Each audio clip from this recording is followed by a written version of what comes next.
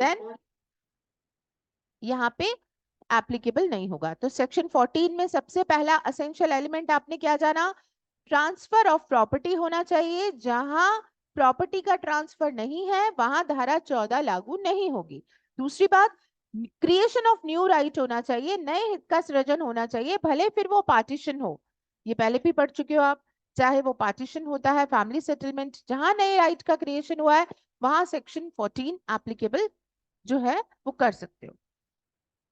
Next point आपने लिखा है प्रायर इंटरेस्ट का क्रिएशन, सेक्शन 13 से ही ये लिया हुआ है कि हमने क्या करना है, प्रायर इंटरेस्ट पूर्व हित का सृजन करना है।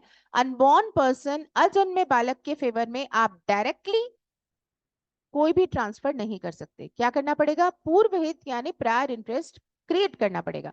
ये प्रायर इंटरेस्ट क्या एक व्यक्ति के फेवर में क्रिएट होगा, नहीं, ये एक से ज्यादा कितने भी जीवित व्यक्ति हो सकते हैं। क्लियर? लेकिन ये ग्रुप नहीं होगा। अगर हम कहें ए ने एक पूरे सिख समुदाय को, जैन समुदाय को ये प्रॉपर्टी ट्रांसफर किए, this is not called, we are not talking about a group, one person to person, वो नाम लिखेगा इन इन लोगों को मैं प्रॉपर्टी ट्रांसफर कर रहा हूं, एक ग्रुप को ट्रांसफर करना नहीं आएगा इसमें, ऑब्जेक्टिव्स में आ सकता है ये। नेक्स्ट आपने लिखा है कि प्रायर इंटरेस्ट के कंप्लीट होने से पहले पहले, पूर्व हित समाप्त हो उसके पहले पहले अजन्मे बालक का अस्तित्व में आना आवश्यक है, एग्जिस्टेंस में आना आवश्यक है। इस पे भी हम डिटेल में चर्चा कर चुके हैं कि ए बी को ट्रांसफर करता है फॉर लाइफ, वो उसे कैसे दे रहा है, आजीवन काल के लिए दे रहा है, यानी ये प्रायर इंटरेस्ट बी के फेवर में क्रिएट किया गया है। और सी कौन है, अनबॉर्न, अनबॉर्न पर्सन है, इसको क्या दे रहा है, एब्सोल्यूट इंटरेस्ट दे रहा है। तो इससे पहले कि बी की डेथ हो सी का एग्जिस्टेंस में आना, जन्म लेना जरूरी है, otherwise property will revert back to a. Next point आपने लिखा है कि अनबॉर्न पर्सन के फेवर में क्या देना पड़ेगा, एब्सोल्यूट इंटरेस्ट ट्रांसफर करना पड़ेगा, पूर्ण हित का अंतरण करना पड़ेगा। जहां आपने फॉर लाइफ उसे दे दिया वो ट्रांजेक्शन वैलिड नहीं होगा। जैसे अगर इस ट्रांजेक्शन में सी अनबॉर्न है और इसके बाद डी ये भी अनबॉर्न है, हमने पहले वाले अनबॉर्न को तो दे दिया फॉर लाइफ और उसके बाद डी को हम जो है वो दे रहे हैं एब्सोल्यूट, ये ट्रांजेक्शन वैलिड होगा क्या, नॉट वैलिड, क्योंकि आप कभी भी अनबॉर्न पर्सन के फेवर में फॉर लाइफ का ट्रांजैक्शन नहीं करोगे, आप हमेशा अनबॉर्न के फेवर में कौन सा करोगे, पूर्ण हित, एब्सोल्यूट इंटरेस्ट करोगे, तभी वो वैलिड होगा। उसके बाद आपने लिखा है कि मैक्सिमम हम वेस्टेड इंटरेस्ट कितने टाइम तक रोक सकते हैं। हमने जाना था कि जैसे ही ये अनबॉर्न चाइल्ड जो है उसका जन्म हो जाता है, जन्म लेते ही बाय बर्थ ही वेस्टेड इंटरेस्ट उसे मिल जाता है, उसे प्रॉपर्टी से रिलेटेड अधिकार मिल जाते हैं, not based on any contingent conditions, कोई ऐसी शर्त वहां पे नहीं है, जन्म लेते ही उसे क्या मिल रहा है, अधिकार मिल रहा है। इसे पोस्टपोन किया जा सकता है, कब तक किया जा सकता है, मैक्सिमम मेजोरिटी की एज तक किया जा सकता है। यानी ट्रांसफर ये कह सकता है कि जो अधिकार बच्चे को जन्म लेते ही मिलना था वो उसे तब ना मिले, उसे 10 साल का होने पे दिया जाए, 15 साल का होने पे दिया जाए या 18 साल का होने पे दिया जाए। तो रोक रहा है वो, जो अधिकार जन्म लेते ही उसे मिल रहा था उसको वो आगे सरका रहा है।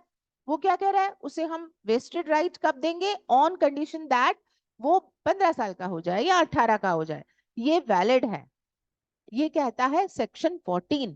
लेकिन ये आगे ये भी कहता है कि अगर 18 से ज्यादा आप रोकना चाहते हो, आप चाहते हो कि 18 साल से ज्यादा समय तक आप उसको ये राइट ना दो, पोस्टपोन कर लो, 21 साल का होने पे उसे मिले, दैट इज नॉट वैलिड। कितनी हो सकती है, मैक्सिमम 18 ईयर्स। और या फिर गार्जियन अपॉइंटेड बाय कोर्ट अगर है तो वो एज कितनी है, 21 ईयर्स। क्लियर हुआ? चलिए अगला देखिए, गर्भस्थ शिशु के पक्ष में किया गया अंतरण मान्य है। इसके बारे में ऑल्दो हम लोग पहले भी जिक्र कर चुके हैं और दोबारा से एक पॉइंट यहाँ पे पॉइंट में लिखवाया है आपको। देखिए हमने बात की थी, अगर चाइल्ड इन मदर्स वूम है कोई बच्चा माँ के गर्भ में है तो हमने उसे लिविंग पर्सन की कैटेगरी में मानकर उसे प्रॉपर्टी का ट्रांसफर किया। जैसे, लेकिन मैंने आपको एक इलस्ट्रेशन और बताया था, मैंने बताया था कि फर्स्ट जो इनिशियल स्टेज पे अगर चाइल्ड इन मदर्स वूम है तो उसको हम रिकॉग्निशन इंडियन लॉ के अकॉर्डिंग दे रहे हैं, इंग्लिश लॉ के अकॉर्डिंग फर्स्ट एंड लास्ट दोनों में मिलेगा। A made a transfer to B for life। अब ये B कौन है? अनबॉर्न। लेकिन ये कौन है? Child in mother's वूम।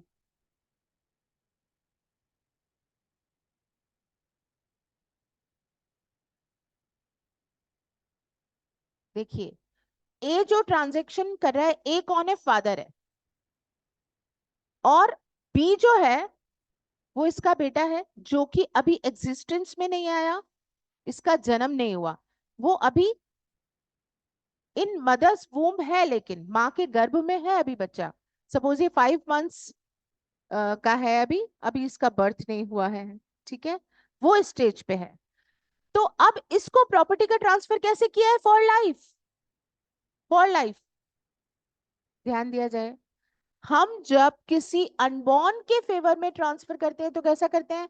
एब्सोल्यूट होना चाहिए, फॉर लाइफ नहीं हो सकता। लेकिन यहाँ फॉर लाइफ लिखा है, क्यों? क्योंकि इसकी पोजीशन नॉट इन एग्जिस्टेंस नहीं है, अस्तित्व में तो ये आ चुका है, जन्म नहीं हुआ इसका, अस्तित्व में तो ये आ चुका है। मदर 5 मंथ्स प्रेग्नेंट है, तो चाइल्ड जो है वो मदर्स इन मदर्स वूम है, 5 महीने का वो चाइल्ड है। अपन उसको क्या मान रहे हैं? इंडियन लॉ में लिविंग पर्सन मान रहे हैं, और अपन इसको प्रॉपर्टी फॉर लाइफ दे रहे हैं। ठीक है, बात आ रही है समझ में? अब ए जो फादर है और ये इसका बेटा, ठीक है, अब ये क्या कर रहा है आगे? ट्रांजेक्शन क्या कह रहा है? सी जो मेरा कौन होगा? ग्रैंडसन। भाई साहब, अभी तो बेटे का ही जन्म नहीं हुआ और पिताजी जो है वो पोते के बारे में मतलब मान के चल रहा है, बेटा मेरा नालायक होगा, पोते को देना है मुझे जो देना है। तो इसको क्या दे रहा है? अब इसको दे रहा है एब्सोल्यूट इंटरेस्ट। अब आप देखिए, ये कौन है? ग्रैंडसन, अनबॉर्न, अभी तो बच्चे का ही जन्म नहीं हुआ है इसका, तो इसका एग्जिस्टेंस ही नहीं है। Got it? इक्वेशन समझ आ रही है? मैं बता रही हूं आपको कि ए ने एक प्रॉपर्टी ट्रांसफर की है बी के फेवर में फॉर लाइफ और सी के फेवर में एब्सोल्यूट। अब बी और सी दोनों अभी अनबॉर्न हैं, लेकिन बी का स्टेटस ये है कि वो चाइल्ड इन मदर्स वूम है, मतलब माँ के गर्भ में वो बच्चा आ चुका है, यानी उसका अस्तित्व है, और इसको हमने फॉर लाइफ दिया। ये ट्रांजैक्शन इंडियन लॉ वैलिड बताता है। अब इस पूरे ट्रांजैक्शन को वैलिड होने के लिए क्या जरूरी है? हमने कहा इसे तो लिविंग पर्सन के रूप में अपन ने दे दिया। अब इसका जन्म हो गया, इसकी एज हो गई मेजोरिटी की, आफ्टर दैट इसकी मैरिज हो गई। अब फिर वही स्टेटस है कि ये जो सी चाइल्ड है, इसका बी का चाइल्ड, वो इन मदर्स वोम है। सी जो है वो अभी माँ के गर्भ में है, मान लो वो स्टेटस आ गया जैसे इसका स्टेटस था। अब चाइल्ड इन मदर्स वूम है और इधर बी की डेथ हो जाती है। उस समय में इस बच्चे के जन्म लेने से पहले, सी के जन्म लेने से पहले अगर बी की डेथ हो जाती है तो क्या इसे एब्सोल्यूट इंटरेस्ट मिलेगा या नहीं? लॉ कहता है नहीं, अब नहीं मिलेगा। फर्स्ट टाइम हमने यहाँ प्रारंभ में, मैंने आपको जो प्रिंसिपल उस दिन लास्ट क्लास में बता रही थी, इनिशियल स्टेज पे ये चाइल्ड इन मदर्स वूम था और आपने इसको बेनिफिट फर्स्ट टाइम दिया था, स्टार्टिंग में दिया था, और इसे लिविंग पर्सन मान के, इन एग्जिस्टेंस मान के हमने कहा संपत्ति इसकी है, आप दे दो। अब यहाँ पे दूसरी बार लास्ट में जो ट्रांजेक्शन हो रहा है, इस समय भी सेम ये स्थिति होती है, तो इंडियन लॉ मना करता है, हालांकि इंग्लिश लॉ होता और ये चाइल्ड इन मदर्स वूम होता और बी की डेथ पहले हो गई होती इसके जन्म लेने से पहले, तो इंग्लिश लॉ में तो ये भी ट्रांजेक्शन वैलिड होता, लेकिन अपने इंडियन लॉ में नहीं है। इंडियन लॉ के लिए क्या जरूरी है? अब इंडियन लॉ के लिए ये जरूरी है कि इस सी नाम के बच्चे का एग्जिस्टेंस में आना, not in mother's womb, in birth, उसका जन्म लेना जरूरी हो जाएगा। क्योंकि हमने क्या पढ़ा है, प्रायर इंटरेस्ट खत्म होने से पहले बच्चे का जन्म होना चाहिए। सी का जन्म हो जाए, उस समय तक बी जीवित है, तो ये ट्रांजैक्शन वैलिड। बात आ गई समझ में? अब वो इलस्ट्रेशन समझ में आया, क्लियर हुआ, जो अपन लास्ट क्लास में डिस्कस कर रहे थे ये बोर्ड की हेल्प से। तो इंडियन लॉ में हम इनिशियल स्टेज पे फर्स्ट टाइम प्रारंभ में यहाँ पे बेनिफिट दे देंगे, अगर चाइल्ड इन मदर्स वूम है तो एंड में आप उसका बेनिफिट नहीं दोगे। तो this is the position of child in mother's womb. थोड़ा कॉम्प्लिकेटेड भी चीजें अपन ने समझ ली कि क्या है। मैम एक बार वापस से बता दो, एग्जाम्पल नहीं आया। श्योर श्योर, मैं बताती हूँ। हम लोग बात कर रहे हैं चाइल्ड इन मदर्स वूम, उस बच्चे का क्या स्टेटस है। अनबॉर्न के बारे में तो हमने बात की कि जिसका एग्जिस्टेंस ही नहीं है, ठीक है। तो उसके फेवर में अगर आप ट्रांसफर करना चाहते हैं तो क्या है स्थिति। अब हम बात कर रहे हैं ऐसा चाइल्ड जिसका एग्जिस्टेंस अभी कहाँ है, इन मदर्स वूम है, उस बच्चे ने अभी जन्म नहीं लिया, बर्थ नहीं लिया। तो what is the status in our law. तो वहां पे इसने क्या बताया, इसके लिए मैंने आपको एक इलस्ट्रेशन की हेल्प से आपको बताया कि A made a transfer to B for life. एक प्रॉपर्टी का ट्रांसफर कर रहा है बी को फॉर लाइफ के लिए, आजीवन काल के लिए। बी कौन है, बी एक अनबॉर्न पर्सन है, अभी इसका जन्म नहीं हुआ, लेकिन ये चाइल्ड इन मदर्स वूम है, एग्जिस्टेंस तो आ चुका, बर्थ नहीं हुआ इसका, लेकिन चाइल्ड इन मदर्स वूम है। तो हमने उसे क्या दिया, ट्रांजेक्शन फॉर लाइफ प्रॉपर्टी का ट्रांसफर किया है। लॉ कहता है yes it can be done, because इसको, इस बच्चे को हमने क्या माना, चाइल्ड इन मदर्स वूम को इन एग्जिस्टेंस माना, लिविंग माना। तो हमने, क्योंकि एक से ज्यादा कितने भी लिविंग पर्सन हो सकते हैं जिन्हें आप फॉर लाइफ दे सकते हो। फॉर लाइफ आप किसको दे सकते हो, कि केवल लिविंग पर्सन को। अनबॉर्न को देने के लिए आपको क्या जरूरी हो जाएगा, एब्सोल्यूट इंटरेस्ट। हमने इसे क्या दिया लेकिन, फॉर लाइफ। जो माँ के गर्भ में बच्चा था अभी अभी आपने उसे क्या दिया, फॉर लाइफ दिया, क्योंकि आपने ये माना कि वो लिविंग पर्सन की कैटेगरी में आ रहा है। तो A made a transfer to B for life and to C absolutely. C is also unborn. C का अनबॉर्न होना यहाँ पे बताया गया है, ये अभी एग्जिस्टेंस में नहीं है क्योंकि ये बी का चाइल्ड होगा सी इन फ्यूचर। बी का चाइल्ड जो सी होगा उसको ये क्या कर रहा है, अनबॉर्न को एब्सोल्यूट इंटरेस्ट दे रहा है कि जो मेरा पोता होगा उसे मैं एब्सोल्यूट इंटरेस्ट ट्रांसफर करूंगा। यहाँ पे क्या हो रहा है, ए ने बी को ट्रांसफर किया, वैलिड है ये ट्रांसफर, लेकिन सी को जो ट्रांसफर किया है, इस ट्रांसफर की वैलिडिटी के लिए रिक्वायर्ड बात क्या है, रिक्वायर्ड बात ये है कि सी का जन्म लेना जरूरी है, किस समय पे, इस प्रायर इंटरेस्ट के खत्म होने से पहले, है ना।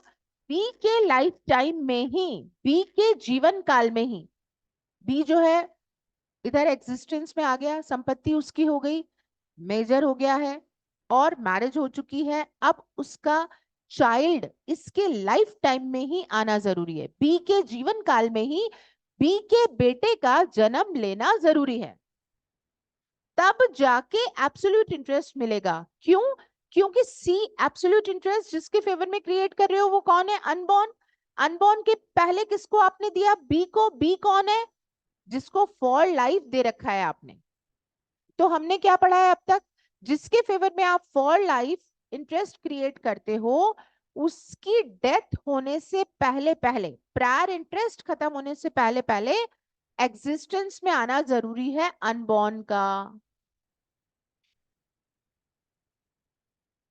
Birth birth is required, birth is. Ma'am अगर इन केस ये जो बी है इसकी डेथ, ये चाइल्ड इन वूम जो है ये मिसकैरेज हो जाता है या कुछ भी हो जाता है तो ये नहीं एग्जिस्टेंस में आ पाया है, तो फिर उस केस में क्या होएगा, वापस प्रॉपर्टी रिवर्ट हो जाएगी ए के पास। To A, okay. क्योंकि इसको तो दिया ही लिमिटेड है, इसको हम्म। एब्सोल्यूट कहाँ दिया। तो अगर इसकी डेथ हो गई, एग्जिस्टेंस ही नहीं आया, the property will revert back to a. Now this is clear. Yes ma'am. चलिए अब आगे चलते हैं, हम बात करते हैं सेक्शन 14। आप बैरक निकाल लीजिए।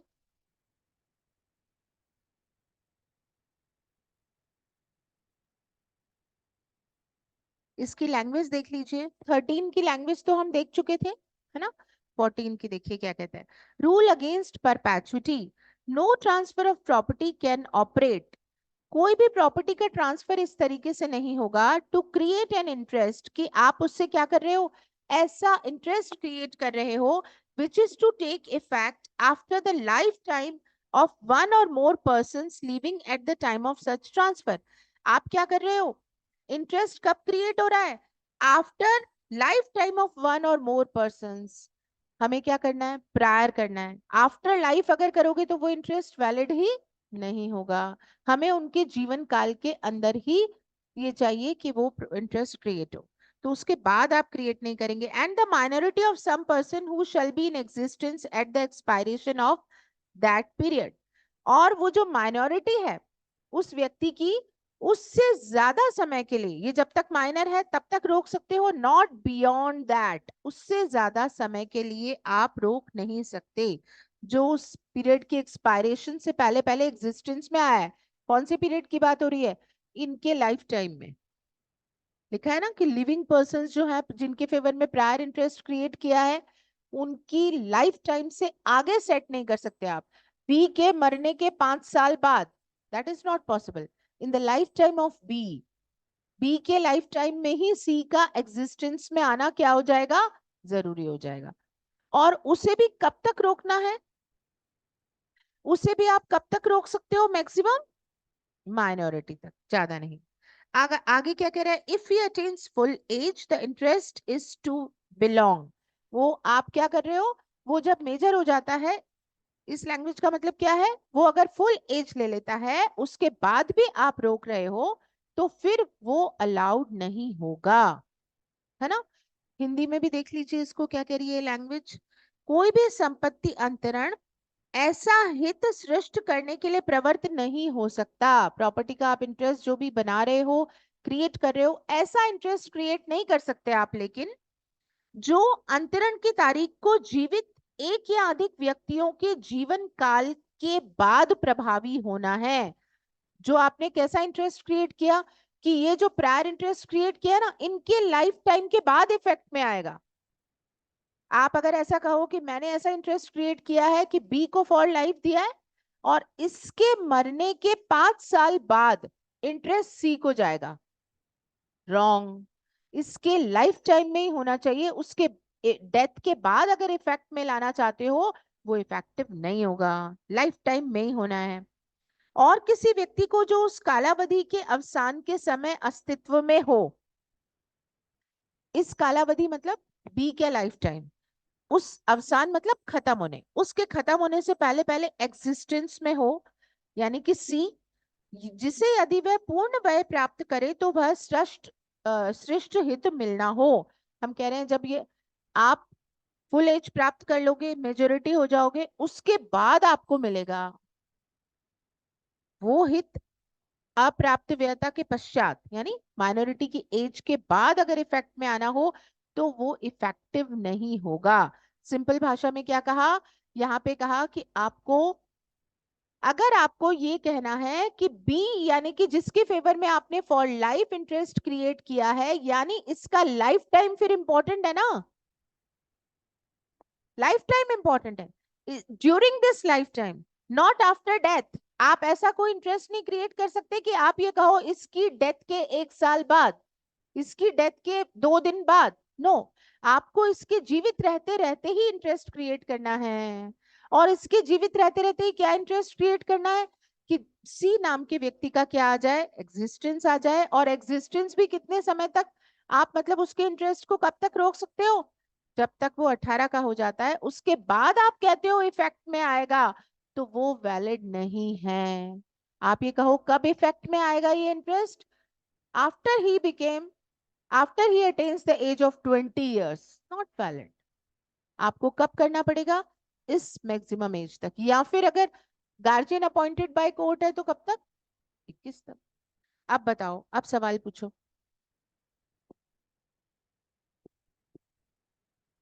क्लियर, कंसेप्ट तो क्लियर है ना। भाषा में अगर दिक्कत आ रही है आपको लैंग्वेज में कि भाई नहीं आ रही है पकड़ में, तो कोई बात नहीं, वो 2-3 बार में आ जाएगी। लेकिन कंसेप्ट क्लियर है? हाँ मैम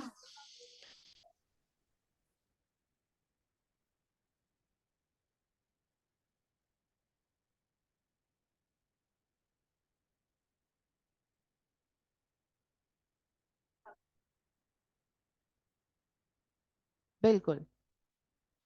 यस प्लीज, ऑनलाइन में कोई क्वेश्चन था किसी का? हाँ इस मैम मैम अगर चाइल्ड अनबॉर्न है and he is not getting the vested interest so he can not transfer the property also ना? If child is unborn, in that position for vested interest उसका जन्म लेना जरूरी है. After that, after birth he can get the vested interest, and if he is getting vested interest then he can transfer that property. Doesn't matter possession late मिल रहा हो तो. लेकिन ma'am what if he doesn't get the vested interest and as per section 14 वो होल्ड कर लेता है उसका vested interest, in that case he can not transfer the property because he doesn't have the vested right. नहीं, 14 ये कह रहा है कि इसके बाद रोकोगे नहीं आप उसको. 14 ये कह रहा है कि अगर आपने कहा कि उसको 20 साल होने पे मिलेगी तो नहीं, उसे 18 साल होने पे मिल जाएगी.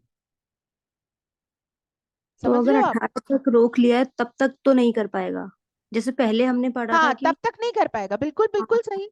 हम जो ठीक पहले है. राइट देख रहे थे सेक्शन 13 के अकॉर्डिंग क्या कह रहे थे? बाय बर्थ ही जन्म लेते ही वो एक दिन का बच्चा 2 घंटे का जो अभी अभी 2 मिनट जिसे आए हुए हुए हैं धरती पे, वो किसी संपत्ति का मालिक है, वो किसी प्रॉपर्टी को ट्रांसफर करना चाहता है, वो कर सकता है क्योंकि उसे वेस्टेड इंटरेस्ट मिल गया है. लेकिन धारा 14 ये कह रही है कि भैया हम उसे जन्म लेते ही नहीं दे रहे, ये अधिकार हम देंगे तब जब वो 15 साल का हो जाएगा. तो यानी 15 साल तक उसे क्या नहीं मिल रहा? वेस्टेड इंटरेस्ट नहीं मिल रहा. तो जब तक उसे वेस्टेड इंटरेस्ट नहीं मिल रहा, क्या वो किसी संपत्ति को दे पाएगा? जब उसके पास ही नहीं आई तो आगे कैसे देगा? उसके पास आना तो जरूरी है. 14 ने रोक लिया है, होल्ड कर लिया है, पोस्टपोन्ड कर दिया है कि हम उसे रोक रहे हैं, अभी नहीं दे रहे अधिकार. लेकिन ये कह रहा है धारा 14 कि कब तक रोकोगे? तुम मुझे कब तक रोकोगे? मैक्सिमम कितना रोक सकते हो? वो टाइम लिमिट बताइए. उसके आगे रोक नहीं पाओगे, उसे मिल ही जाएगा. 18 होने पे मिल ही जाएगा. Got it? यस. नाउ हमने बात कर ली section 14 bare language essential elements. Now note down करें आप. Reasons of rule against perpetuity, शाश्वतता के विरुद्ध नियम के कारण.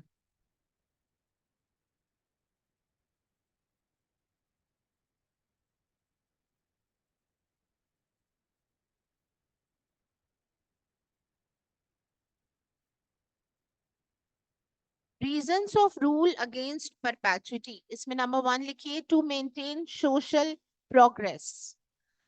टू मेंटेन सोशल प्रोग्रेस, सामाजिक उन्नति बनाए रखना. Number 2, to boost industrialisation. To boost industrialisation, औद्योगिकरण को बढ़ावा देना. औद्योगिकरण को बढ़ावा देना. Next, to facilitate business. To facilitate business, व्यापार को आसान बनाना, आसान व सुदृढ़ बनाना. And last, to avoid family sufferings. To avoid family sufferings, पारिवारिक आपत्तियों को दूर करना. पारिवारिक आपत्तियों को दूर करना. अब लिखिए exceptions to the rule against perpetuity. Exceptions to the rule against perpetuity, शाश्वतता के विरुद्ध नियम के अपवाद. शाश्वतता के विरुद्ध नियम के अपवाद. नंबर 1, चार्ज, भार. नंबर 2, इंडिविजुअल कॉन्ट्रैक्ट, व्यक्तिगत संविदा. नंबर 3, गिफ्ट और चैरिटेबल प्रॉपर्टी. गिफ्ट और चैरिटेबल प्रॉपर्टी, दान या धर्मार्थ संपत्ति. दान या धर्मार्थ संपत्ति. And 5th point, property purchased sorry, दान और धर्मार्थ संपत्ति के बाद है वेस्टेड इंटरेस्ट, निहित हित। Fifth point, property purchased by corporation, निगम द्वारा खरीदी हुई संपत्ति, निगम द्वारा खरीदी हुई संपत्ति। Next point, transfer relating to public utility, लोक लाभ के लिए किए गए अंतरण, लोक लाभ के लिए किए गए अंतरण के संदर्भ में। नेक्स्ट, धारा 17 संचयन के सिद्धांत पर लागू नहीं होता, धारा 17 संचयन के सिद्धांत पर लागू नहीं होता। does not applicable on rule of accumulation mentioned under section 17, does not applicable on rule of accumulation mentioned under section 17. Next, in right of redemption of mortgage, बंधन का मोचन, इन केस ऑफ लीज, पट्टे के मामले में, ये सारी circumstances हैं जिनमें ये एप्लीकेबल नहीं होगा। इसको मैं अभी आपको इलाबोरेट नहीं कर रही हूं, आपको खुद से इन पॉइंट्स को देखना है, समझना है, and if there is any query you may ask in tomorrow's class. Now we are going to discuss section 15, 16 and 17. Yes, you want to ask any question? Ma'am इसका फर्स्ट पॉइंट वापस repeat करना है हिंदी में। कौन सा वाला first point? अभी जो बोले थे। अपवाद में व्यक्तिगत संविदा,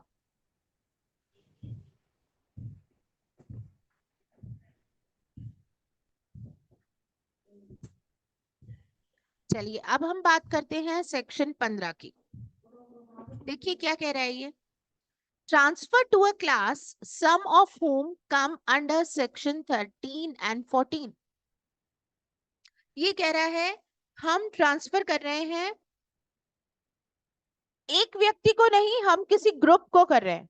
मैंने आपको बताया था जब आपसे ये क्वेश्चन पूछा जाएगा अनबॉर्न पर्सन के बारे में तो आपको केवल 13 मेंशन नहीं करना है, आपको 13 से 17 सारी चीजें आएंगी और these are the effects of these kind of transfers। Section 13 के जो ट्रांसफर होते हैं उसका प्रभाव क्या क्या होता है ये आगे बताया गया है।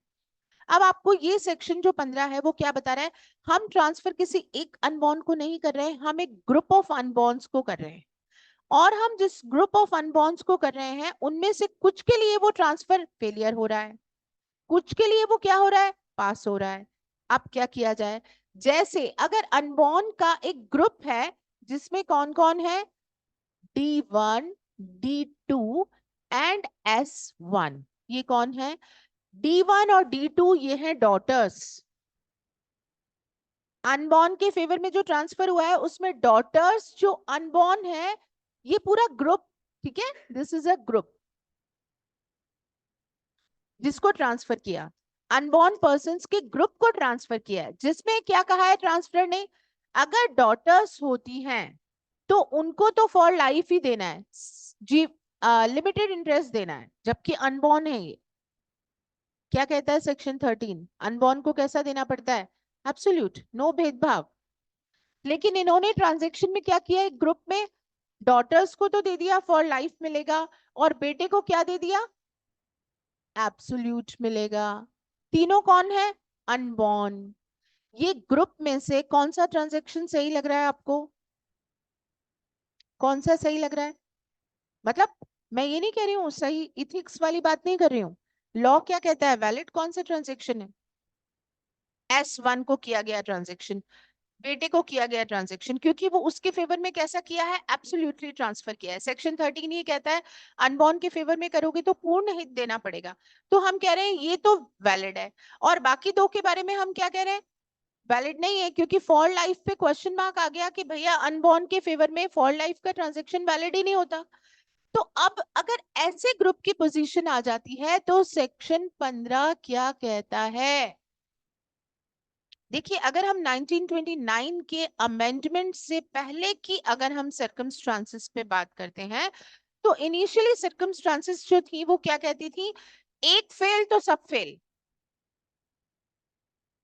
लेकिन अब की सर्कमस्टांसेस आफ्टर 1929, जो अब की सर्कमस्टांसेस हैं वो ये कहती हैं कोई बात नहीं, एक ग्रुप में से कुछ लोगों के फेवर में फेलियर है तो डजंट मैटर, जिसके फेवर में वैलिड जा रहा है, अकॉर्डिंग टू लॉ जा रहा है, उसके फेवर में जाने दो। बात आ रही है समझ में। इसके फेवर में एब्सोल्युटली क्या होगा, जाने दिया जाएगा। इनके फेवर में कैसा है ये, फॉर लाइफ, तो ये नहीं होगा। बात आ गई समझ में। 15 ने क्या कहा, 15 ने कहा कि अगर कोई ग्रुप है अनबॉर्न पर्संस का, उनको आप ट्रांसफर कर रहे हो जिसमें से कुछ का फेलियर हो रहा है ट्रांजैक्शन, क्योंकि वो according to legal rules, legal provisions नहीं हो पा रहा है, तो ऐसा नहीं है कि पूरे के पूरे ग्रुप को आप हटा दो, जिसके फेवर में वैलिड हो रहा है, अकॉर्डिंग टू लॉ हो रहा है, उसे चलने दीजिए, बाकी को कैंसिल कर दीजिए। इसके बारे में जो केस है वो मैं आपको लिखवा देती हूँ। 1929 के पहले, अमेंडमेंट के पहले हमारे सामने जो केस था, leak versus Robinson, LEEK, leak versus Robinson, ROBINSON, Robinson का मामला था 1817 का, 1817 का। ये इंग्लिश लॉ के प्रिंसिपल्स पे बेस्ड था और इसी के आधार पे अपन लोग चलते थे, क्योंकि ये कहते थे कि भैया ये क्या कहता था लीक रॉबिन्सन, क्योंकि 1929 के पहले था, तो ये क्या कहता था, एक के फेवर में नहीं जा रहा तो पूरे ग्रुप को ही मना कर देता था, फेलियर कर देता था, नॉट वैलिड। ये था लीक रॉबिन्सन, ठीक है, यानी 15 से विपरीत था। लेकिन 1929 के बाद और इस जजमेंट का भी विरोध हुआ और हमारे लॉ में भी चेंज कर दिया गया, और अब आपके सामने ये स्टेटस है कि अगर एक के फेवर में फेलियर है और किसी दूसरे के फेवर में वैलिड है, तो जिसके फेवर में वैलिड है उसे हम अलाउ करेंगे। इसके बारे में एक केस लिखेंगे, Vishan Chand versus Ashmedha Kaur. This is the case जिसमें प्रीवी काउंसिल ने ये प्रिंसिपल ले डाउन किया, जो सेक्शन 15 में है। इसके अलावा एक और मामला है बजरंग बहादुर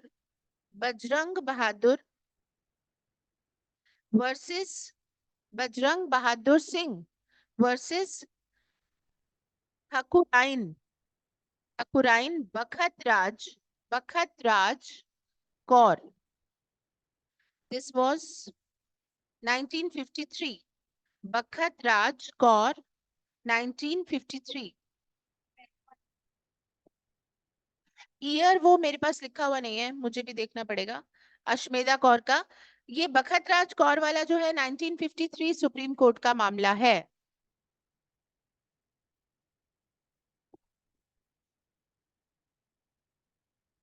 जस्टिफाइड क्या लग रही है बात, जस्टिफाइड क्या लग रही है, 1929 के पहले वाली लग रही है, बाद वाली ही सही है। पूरी क्लास के अंदर जितने लोग बैठे हैं, कोई एक बच्चा अगर उसमें सेलेक्ट हो रहा है तो वो तो सेलेक्ट होगा ना। पूरी क्लास अगर मेहनत नहीं कर रही है तो उसका परिणाम किसी एक को क्यों भुगतना पड़ेगा, जो मेहनत कर रहा है उसे रिजल्ट मिलेगा, चाहे वो एक सिंगल ही क्यों ना हो। ठीक है, सेक्शन 15 की लैंग्वेज देखो, बेरेक लो, देखो ये क्या कहता है। If on a transfer of property, यदि संपत्ति का कोई अंतरण किया गया है, an interest therein is created for the benefit of a class of persons with regard to some of whom such interest falls by reason of any of the rules contained in 13 and 14, एक interest जो create किया गया है property का transfer करते समय, वो कुछ लोगों को फायदा दे रहा है, और वो कुछ लोग क्लास ऑफ पर्सन है, यानी एक समूह है। लेकिन उन कुछ में से क्या हो रहा है, some of whom such interest falls, उनमें से कुछ का इंटरेस्ट फॉल कर जाता है, यानी उन्हें नहीं मिल पाता, क्योंकि धारा 13 और 14 की शर्तें पूरी नहीं हो रही हैं। Such interest fails in regards to those persons only. तो ये सच इंटरेस्ट जो है वो फेल किसके बारे में होगा, केवल उन व्यक्तियों के बारे में जो कि धारा 13-14 की शर्तें पूरी नहीं कर रहे हैं। And not in regard to the whole class, पूरी की पूरी क्लास के विरुद्ध फेल नहीं होगा, केवल किसके फेवर में फेल होगा, जो सेक्शन 13-14 की शर्तें पूरी नहीं कर रहे हो। जैसा कि आपने इस इलस्ट्रेशन में देखा, 13 की कंडीशन S1 तो पूरी कर रहा था, तो इसके फेवर में तो वैलिड हो जाएगा ट्रांजैक्शन। ये D1 D2 पूरी नहीं कर रहे थे 13-14 की कंडीशंस, इसलिए इनके फेवर में वैलिड ये ट्रांजैक्शन नहीं होगा। हिंदी में भी लैंग्वेज को देख लो। यदि संपत्ति अंतरण से उस संपत्ति में किसी हित का सृजन किया गया, यानी हित को बनाया गया, ऐसे व्यक्तियों के किसी वर्ग के फायदे के लिए, हमने वर्ग लिया है, उनके फायदे के लिए बनाया, जिनमें से कुछ के बारे में ऐसा हित 13-14 में से जो बनाए गए नियम है उनके कारण फेल हो गया है, निष्फल हो गया है। 13 और 14 के नियम पूरे नहीं कर पा रहा वो, कुछ के फेवर में। तो ऐसा हित केवल उन्हीं व्यक्तियों के संबंध में निष्फल होगा, ना कि संपूर्ण वर्ग के संदर्भ में। Got it? अब हम अगले सेक्शन पे आते हैं। सेक्शन 16 क्या कहता है, transfer to take effect on failure of prior interest. ये कहता है पहले वाला फेल तो उसके बाद वाला भी फेल होगा।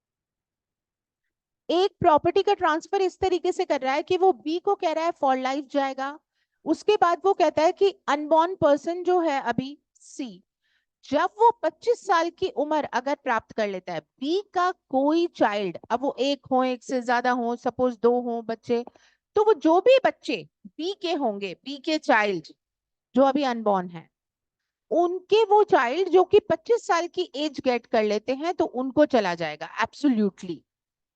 इनको कैसा जाएगा, एब्सोल्यूट जाएगा। लेकिन ये कौन है, अनबॉर्न।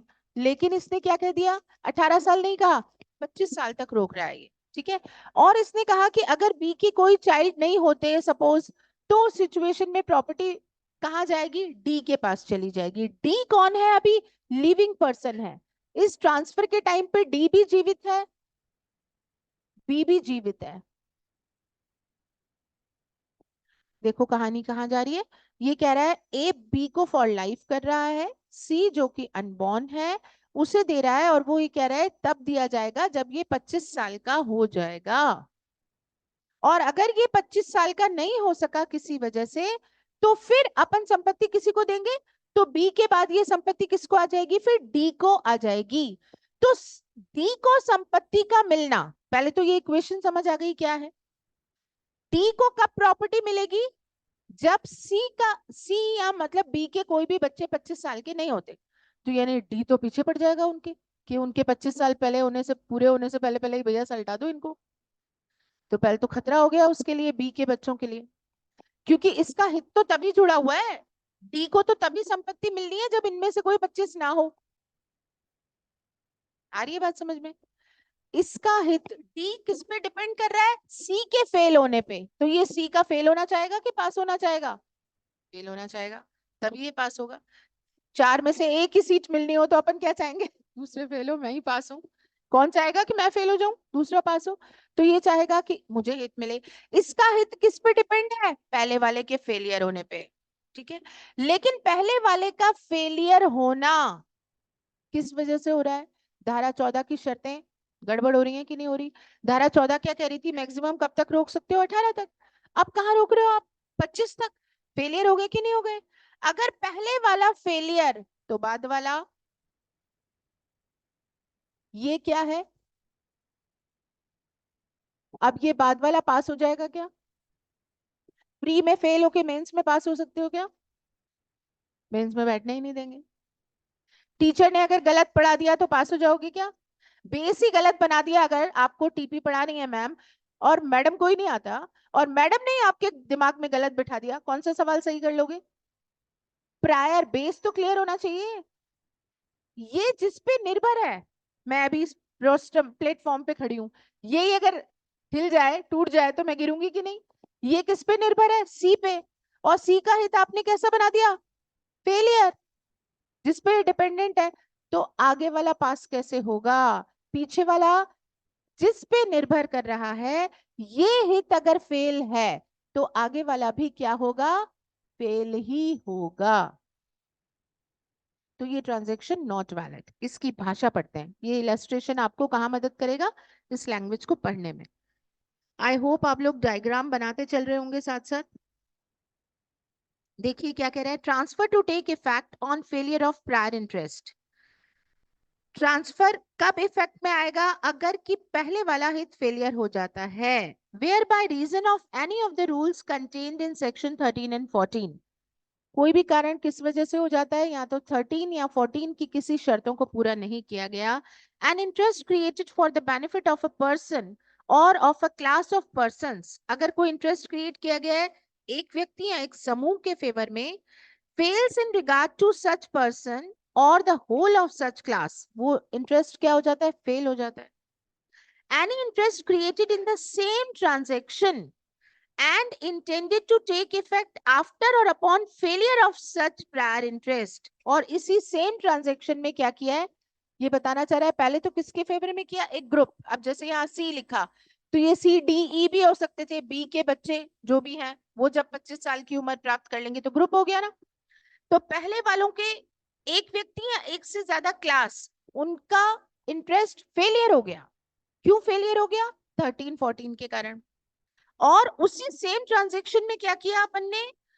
एक और इंटरेस्ट क्रिएट कर दिया जिसको कि कब इफेक्ट में आना है? जब प्रायर इंटरेस्ट फेल हो जाए तब इफेक्ट में आना है। मतलब डी या ऐसा कोई ग्रुप इसके फेवर में जो इंटरेस्ट क्रिएट किया है वो उसे तब मिलेगा जब इससे पहले वाला फेल हो जाए। तो इसने क्या कहा? also fails of such prior interest also fails, यानी वो पीछे वाला भी क्या हो जाएगा? फेल हो जाएगा। हिंदी में भी पढ़ लीजिए।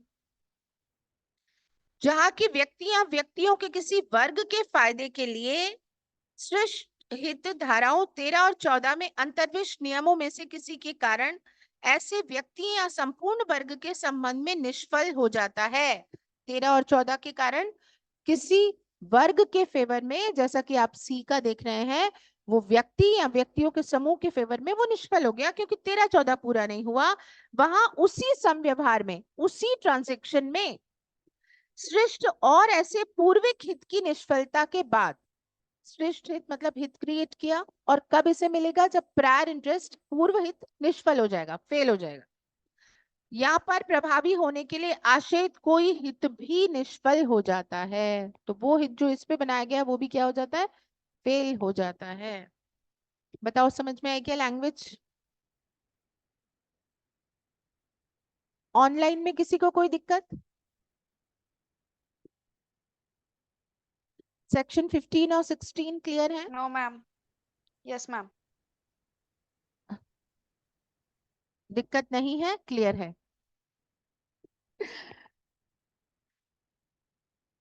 किसी को कोई परेशानी हो तो आप पढ़ लीजिएगा, अगली क्लास में अपन बात कर लेंगे ये सेक्शंस का लैंग्वेज। इसके साथ मैंने आपको बताया था हर सेक्शन के साथ जैसे मैंने बोर्ड पे डायग्राम बनाया आप अपनी नोटबुक में बनाए, जिससे नेक्स्ट टाइम जब हम, क्योंकि ये लैंग्वेज एक बार में नहीं आएगी, थोड़ा सा टाइम लगेगा, सेकेंड टाइम जब आप पढ़ोगे तो थोड़ा सा इजी हो जाएगा, है ना।